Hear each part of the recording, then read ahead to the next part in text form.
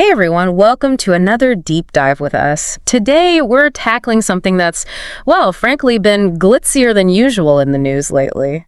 Gold. It's always captivating, isn't it? The whole allure of gold. Right. And, recently you've been sending in questions and you've noticed gold prices are climbing, like way up.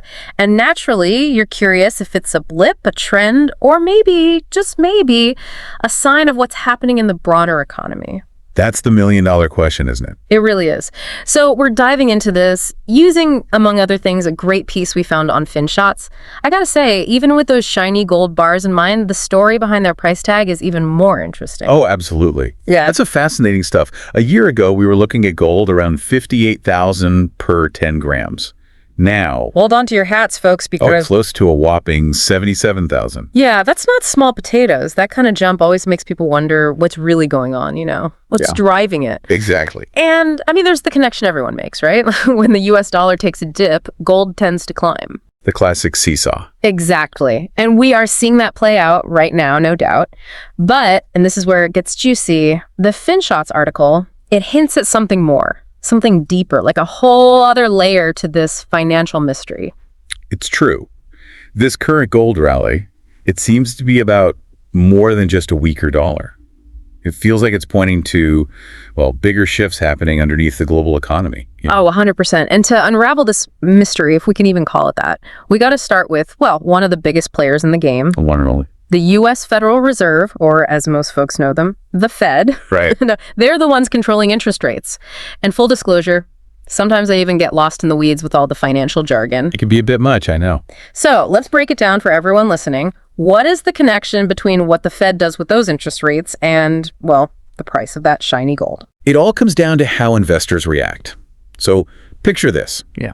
You're an investor, right? You've got some money you're hoping to grow. One option is to buy bonds. Basically like loans to the government or a company. Okay, I'm with you. In return for these loans, you get interest payments, bond yields they call them. Right.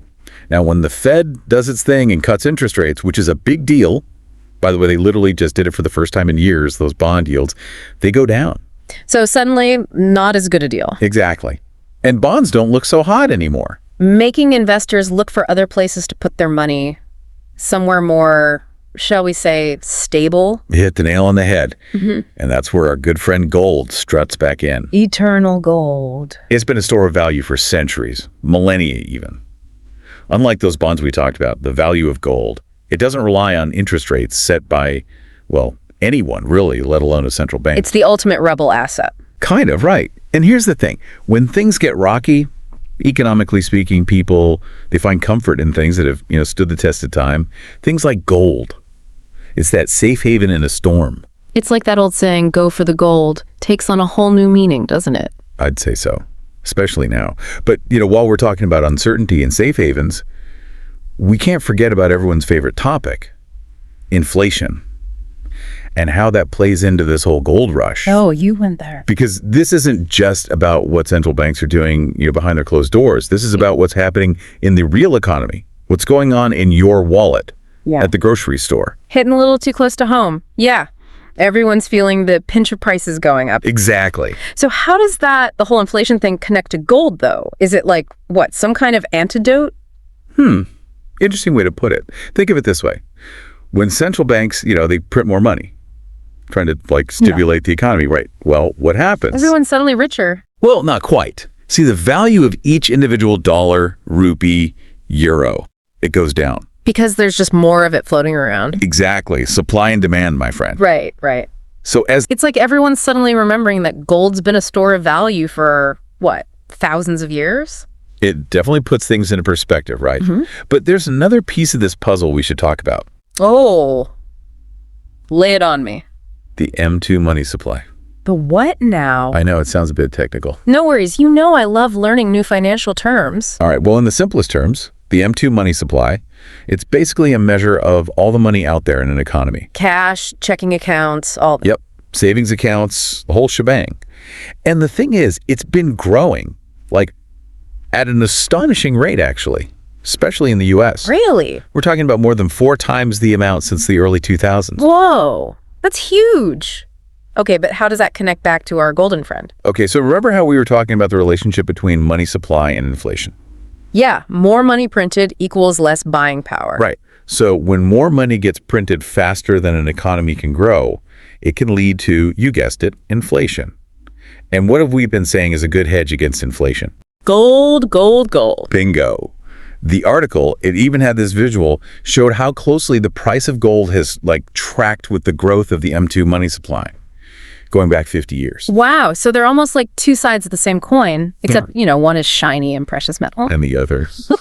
Yeah. Whatever our money is these days. It's like gold is almost like a barometer for the health of the financial system itself. It's a compelling argument, isn't it? Although, of course, it's never that simple. There are always other factors at play. You're preaching to the choir. Finance is rarely black and white. Right. But speaking of other factors, there was that one other thing in the FinShots article we haven't even touched on yet. That mountain of U.S. national debt. Yes. Which, if I'm remembering correctly, has climbed to a mind-boggling $35 trillion. That's got to be playing a role in all of this, right? It really is kind of mind-blowing when you think about it. $35 trillion. And you're right, it absolutely plays a role. That kind of growing debt, it contributes to this underlying sense of, unease maybe. Yeah. In the whole global financial system. Right. Like, is anyone else good for it at this point? Exactly. Think of it this way. You lend someone a small amount, you're not that worried. But if you lend them a massive amount and they keep borrowing more and more, you might start getting a little anxious. Oh, 100%. I'd be sweating bullets. So are investors looking at the U.S. government that way right now? Like, are they nervous about that $35 trillion? It's definitely a factor, no doubt. As that debt grows, so does the perceived risk, And when investors get nervous, what do? They look for safer places to put their money. And guess what's historically been seen as that safe haven? Let me guess. Gold. Ding, ding, ding. We have a winner. It's tangible. It's finite. It doesn't come with the same kind of what we call counterparty risk that something like a government bond might. So after diving into all of this, the weaker dollar, inflation going up, those central banks on their gold buying sprees, and then that mountain of debt we just talked about, what's the takeaway here? Is this like a sign of something bigger, a fundamental shift in how things work globally, financially speaking, or is it just a blip? Will it pass? That is the million-dollar question. And if I had a crystal ball that could predict the future of the financial markets, well, let's just say we wouldn't be here right now. Fair enough. But what I can say is this. Yeah. These factors we've talked about today, those aren't going away tomorrow. They're signals, indicators that things are changing, maybe even in a big way. So while we can't say for sure what's going to happen with gold prices, it sounds like it's a good idea to keep an eye on that shiny metal. It might just be telling us what's really going on in the global economy. Now you're getting it. And on that note, I'm going to leave you with this thought. If central banks, the institutions that are supposed to keep the entire system stable, if they're turning to gold to hedge against uncertainty, what does that tell us about how confident they are in the very system they manage? Whoa. Okay, that's a really good question. Definitely something to think about.